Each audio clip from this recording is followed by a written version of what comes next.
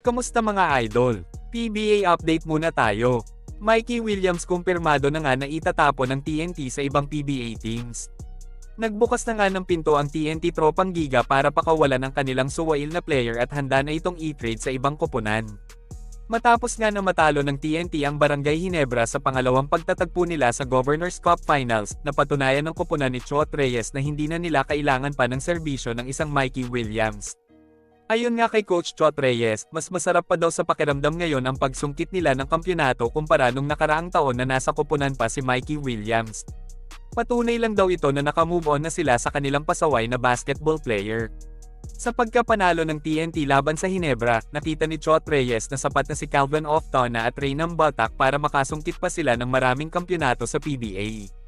Simula nung nawala si Williams sa koponan, mas naging agresibo sila sa pakikipag-trade ng player sa ibang PBA teams para mapunan ang pagkawala ng former TNT superstar. Nakuha nga nila sina Reynam Batak at Brandon Ganuelas Roser mula sa magkahiwalay na trade sa koponan ng Blackwater at NLEX na suki na ng TNT pagdating sa mga blockbuster trade mga idol. At dahil nga nakamove on na ang TNT kay Mikey, hindi daw nangangahulugan na basta na lang nila pababayaang makawala ang kanilang former player. Ayon kay Chot, kailangan daw dapat mabigat din ang magiging katumbas ni Mikey kung interesado ang mga PBA teams na gustong kumuha sa kanya. Ilan sa mga koponan na napapabalita na gustong sumungkit kay Williams ay ang SMC at Converge. Naging usap-usapan nga noon ang pagtataksil ni Mikey Williams sa TNT matapos siyang makita sa victory party ng San Miguel kung saan nasungkit nila ang All-Filipino Crown noong 2022.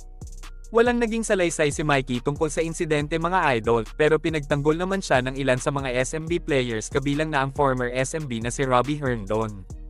Hindi naman daw sinasadya at nagkataon lang daw na nasa iisang restaurant lang sila nagtagpo. Dahil sa pangyayaring yon, nag-umpisa ng maging demanding si Mikey sa pamamagitan ng paghingi ng mas malaking sahod na hindi naman kayang ibigay ng TNT management. At doon na nga nag-umpisa ang drama ng kampo ni Williams at TNT, na sa tingin ng ibang PBA analyst dahilan na lang ito ni Mikey para makawala siya sa koponan ni MVP nang sa gayon matrade siya sa koponan na gusto niyang paglaruan. Pero dahil ayaw ng TNT na alisin nila ang rights nila kay Mikey Williams, napilitan na lang ang TNT point guard na lumipad pabalik ng Amerika na naging dahilan para ma-terminate na ang kanyang kontrata. Pero dahil bukas na ang pinto ng TNT para sa trade kay Mikey, madali na lang sa kanilang magdesisyon kung sa Blackwater nila itatapon ang kanilang pasaway na manlalaro. Malaki ang tsansa na makuha nila ang number 2 overall pick na si Cedric Bearfield mga idol. Ang super rookie na ito ang naging dahilan para mas lalong lumakas ang lineup ng Blackwater.